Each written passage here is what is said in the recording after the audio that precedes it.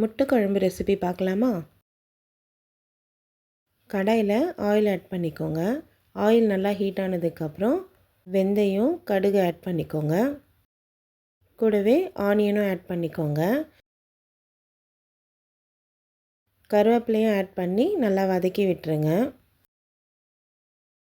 Onion வதங்கினதுக்கப்புறம் இஞ்சி பூண்டு பேஸ்ட் ஆட் பண்ணிக்கோங்க. கூடவே தக்காளியும் ஆட் பண்ணி அதையுமே நல்லா வதக்கி விட்டுருங்க. எல்லாமே நல்லா வதங்கினதுக்கப்புறம் குழம்புத்தூள் தேவையான அளவுக்கு சால்ட்டும் ஆட் பண்ணிக்கோங்க. கொஞ்சமாக மஞ்சத்தூளும் ஆட் பண்ணிக்கோங்க. நான் வீடியோ எடுக்க மறந்துட்டேன்.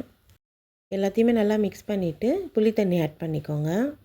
தேவையான அளவுக்கு தண்ணியும் ஆட் பண்ணி நல்லா கொதிக்க விட்டுருங்க. நெக்ஸ்ட்டு மிக்ஸி ஜாரில் தேங்காவை ஆட் பண்ணி அதை கிரைண்ட் பண்ணிவிட்டு அந்த பேஸ்ட்டையும் ஆட் பண்ணிக்கோங்க.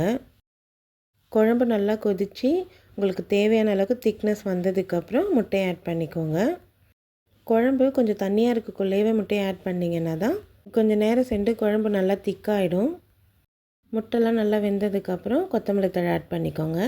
அவ்வளோதான், முட்டை குழம்பு ரெடி. ட்ரை பண்ணி பாருங்கள். இந்த குழம்பு இட்லி, தோசை, சப்பாத்தி எல்லாத்துக்குமே நல்லாயிருக்கும். ட்ரை பண்ணி பாருங்கள்.